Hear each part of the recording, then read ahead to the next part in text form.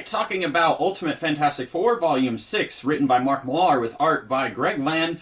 This collects issues 27 through 32 of Ultimate Fantastic Four. Much like Volume 5, this is two shorter storylines in this book, and unlike Volume 5, where I felt like that was kind of a breath of fresh air, after Volumes 1 through 3 were each 6-issue stories that I felt like could have been much shorter, and then Volume 4 was 2 issues and an annual, and then Volume 5 was 2 3-issue stories, and I felt like that was a breath of fresh air after what the creative teams before had done. With this one, I feel like both of these stories actually could have been longer. The first story we get here is a weird time travel paradox situation where Johnny Storm, long story short, he pulls a prank on Ben, and Ben talks about how depressed he is because he is stuck in this hideous monster form, and he talks about how he's tried to commit suicide and it doesn't work, and so the team decides we are going to go back in time, we're going to stop our past selves from trying to do the teleportation accident that turns us into the Fantastic Four. And then, meanwhile, you've got what appears to be a Skrull, what looks like a Skrull from the main Marvel Universe, is trying to stop them, but they succeed in stopping the teleportation accident, and then this creates an altered timeline where, for some reason, Thor is the President of the United States. I'm going to stop right there.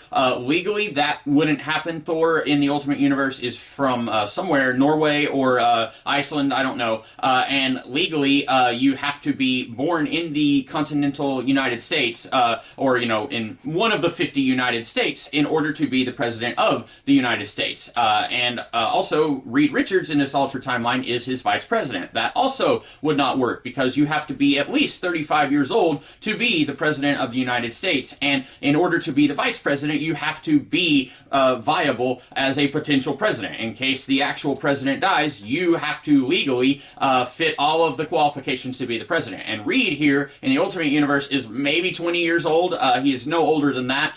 So legally, Thor would never be the President of the United States, and Reed would never be the vice president. Now, I understand, okay, in this altered timeline, we need to show how things are different. And in this altered timeline, Reed is the one who made first contact with the Skrulls, and so we need to show, okay, he is now in a very different place than he would have been in the regular Ultimate Universe. And you might could say, okay, they bent the rules a little bit, or laws were ratified, or whatever. They never mentioned that, but you could make that argument. Okay, fine. I have no idea why Thor is the president in this world, because it doesn't really serve the story at all. It just as easily could have been Steve Rogers as the President of the United States in this altered timeline, and that legally would work fine.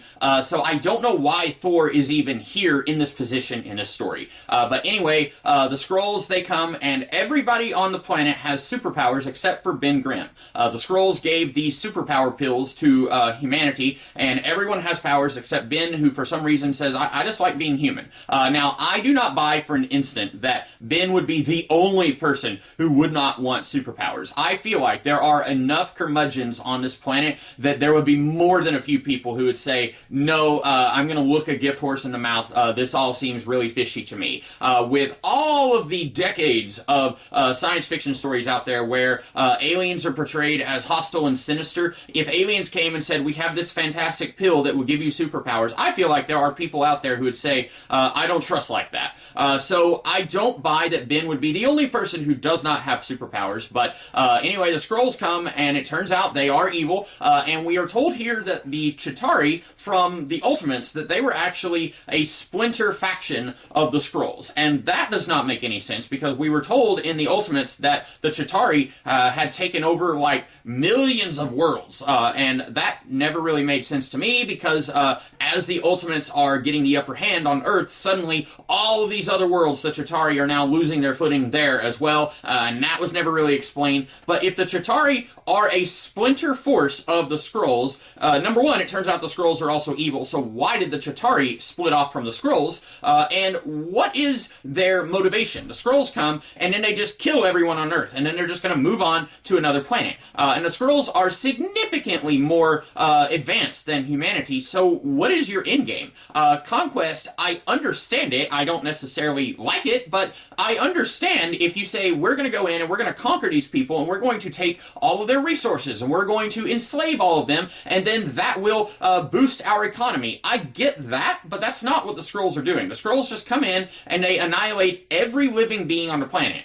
The Super Skrull says that Ben is the last person on the planet, and then they're just going to move on to another world. I don't really get what they're about. And I feel like if this was a longer story, we could have had a little bit more development with that. But we have to get this time travel thing done in 3 issues. So then the Ben of this timeline, he uses the time machine that the Reed of this timeline built and had not yet destroyed, even though Thor said, look, Dr. Doom is trying to use this. We need to destroy this thing, but they hadn't done that yet. So then Ben uses the time machine to try and go back in time to stop the Ultimate Fantastic Four from stopping themselves. And then he is able to at least slow them down. And then earlier in the story, we had Sue Storm and her father and a couple of the X-Men, for some reason. The X-Men were with them, and they had found this ancient sarcophagus somewhere in South America that said something about Super Skrull. And then after the Ben of this altered timeline prevents the Ultimate Fantastic Four from preventing their younger selves from going through with the teleportation thing, then for some reason he goes back like 5,000 years in the past, and then dies, and is put in this sarcophagus, and it says something about the Super Skrull. And then the story's over. Well, no, then Ben goes to the park to cry, and then Alicia Masters meets him. She's like, hey, it's so refreshing to see somebody who cries and is in touch with his more feminine side. Do you want to be my boyfriend? And it just kind of happens like that. And then I guess Ben is over his monster look because she's blind. And I guess the implication is if she could see how ugly and hideous he is, she wouldn't want anything to do with him. And I like that she is at least interested in him as a person. Like, she comes in and she wants to talk to him because he's willing to be vulnerable out in public like that. But it still kind of gives you the heebie-jeebies that the only reason she is interested in him is because she can't see him. And that all happens in 3 issues. And I feel like there's a whole lot of stuff left up in the air. Once the Fantastic Four are prevented from stopping their younger selves from doing this time travel thing, why don't they try again? What's to stop them from doing that? We are told that they cannot touch their past or future selves. If you do that, there are these time spiders, for lack of a better word, that will come in and try to eat you. But, okay, you were stopped once by Ben from this altered timeline. Why don't you try it a second time? What's there to stop you from there being, 35 different groups of the Fantastic Four all coming to this point in time? If you fail once, try again, right? And we're not told why they can't do that. But we have to move on to the next story. And the next story, Johnny Storm has something that has hatched inside him, and in 7 days it's going to kill him, and it's going to devastate the entire world. And the Fantastic Four, they are going around asking everybody, hey, is there anything that you can think of that can help us get rid of this thing? And we're told they even go and ask Namor, and I have no idea what Namor is up to right now, because he just was allowed to go free after they freed him in the previous volume. I have no idea what he's up to at this point, but they even ask him for help, and he apparently is not able to help. And finally, they go to Victor Von Doom, or Victor Von Dame in this reality. And at this point, he no longer has the goat legs. I don't know if Moar and Land just thought that was stupid. I thought it was stupid, but once you've done it, you probably shouldn't just undo it and then not reference that. But it turns out he is the one who somehow planted this other dimensional entity inside Johnny Storm so that the Fantastic Four would come and ask him for help.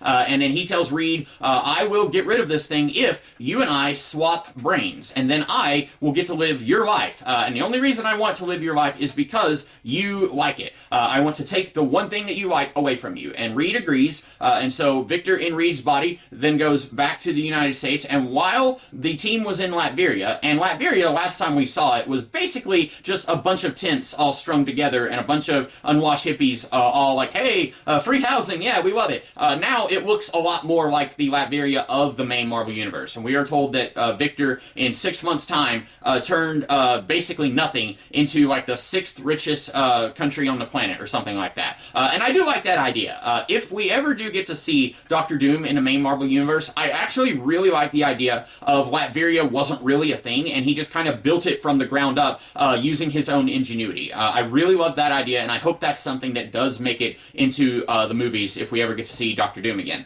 But anyway, Then they go back, and while the Fantastic Four was gone, the zombie version of the Fantastic Four, remember, they were imprisoned in the Ultimate Universe since the Marvel Zombie story in the previous volume, and they are able to trick their way out of their imprisonment, and then they are going to try and bring the rest of the zombie superheroes from their universe into the Ultimate Universe. And so Victor, in Reed's body, he is going to go back, and he's going to release this entity from Johnny, and then somehow he is going to use Johnny to stop the zombie version of the Fantastic Four. But he miscalculates. He was trying to banish this Lovecraftian creature to the negative zone, but he miscalculated, and so then it is seeking out someone else who is very powerful to have a host. And then Reed just shows up, Reed in Victor's body. The creature goes inside him, and then he is going to go into the zombie universe so that, well, first he beats up the zombie version of the Fantastic Four. And earlier in this volume, Dr. Storm said, hey, what if we just put the zombie Fantastic Four to sleep? And Reed says, no, they're still human beings. We need to treat them with some decency. And I gotta say, like, for a smart guy, Reed is a complete moron, because Dr. Storm, I don't think he's suggesting that you outright murder them. I think he's just saying, let's put them to sleep. Let's throw 300 tons of chlorophyll in there and put them to sleep so that they don't try anything sinister, and then you can teleport them back to the zombie universe. And Reed is like, no, we can't do that because we have to have the story happen. And then Reed, in Victor's body, comes in, and I'm assuming he kills them because he ends up summoning maggots to eat Mr. Fantastic, the zombie version, somehow. And so I'm assuming that he kills them, even though, like, a few issues earlier, he told Dr. Storm, no, we need to treat them like human beings. And then he is prepared to go into the zombie universe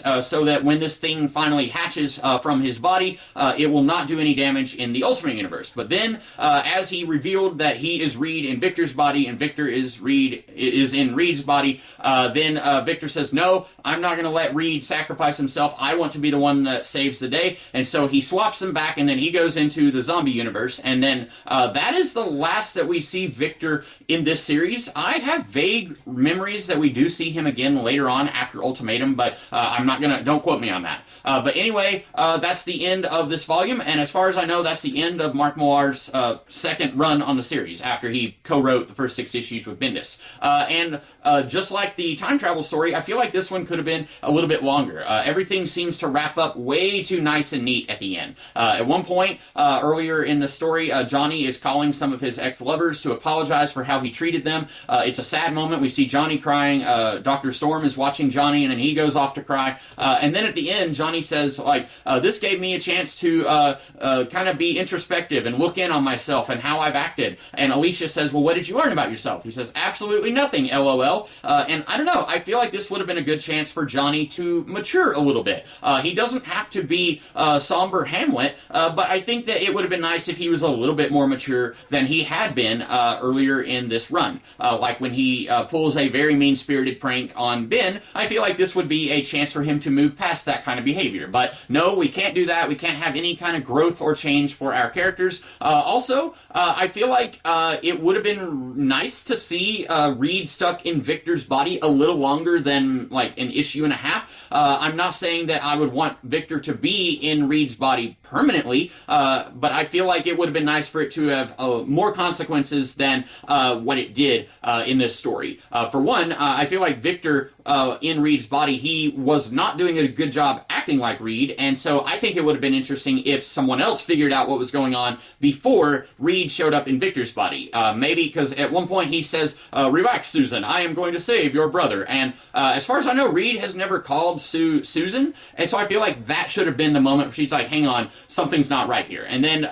Victor in Reed's body goes into the hospital room where Johnny is, and he says, hired help, leave now. And again, that's not something that Reed would do, and I feel like it would have been nice. It would have been nice if Johnny figured it out. Johnny is portrayed as a complete moron just about all the time, not just in Ultimate Fantastic Four. But I feel like it would have been nice if he was the one who said he's acting a lot like how Victor used to act. And then that could have led to, like, they could say, you know what, yeah, you made a deal with Reed, but we are not going to follow you, because he said, I want to be the leader of the Fantastic Four. And they could say, okay, you made a deal with Reed, you did not make a deal with the rest of us, and even though you are in Reed's body, we're not going to follow you. You are not our leader. And then some other catastrophe could happen, and then Victor could say, well, this kind of backfired on me. I'm going to sacrifice myself, and I'll give Reed his body back, or whatever. And I do like the idea.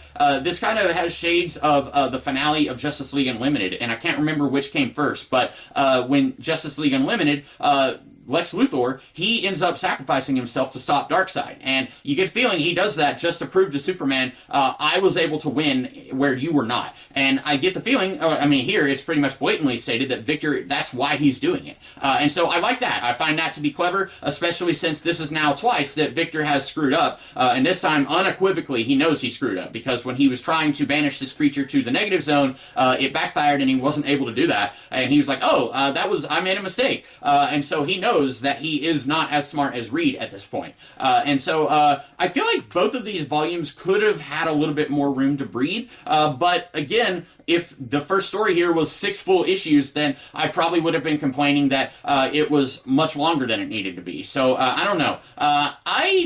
So far, this is 6 volumes of Ultimate Fantastic Four, and I haven't just really enjoyed any of them. And I feel like I've said this already. I wish that this series could have had a single creative team to stick with the book for longer than 2 volumes, so that this series could feel like it had its own sense of identity. You look at Ultimate X-Men. Millar stayed on that book for 30-something issues. The Ultimates, Millar was on that total, I think, for 24 or 25 issues.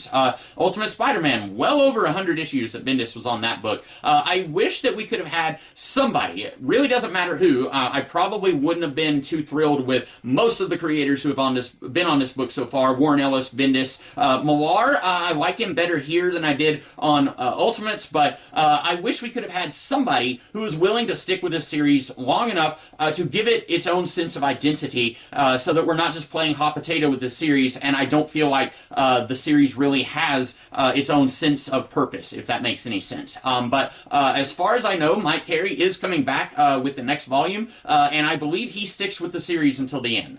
So I will be talking about something else next week. In the meantime, I hope you guys have a great rest of your day. Catch you later.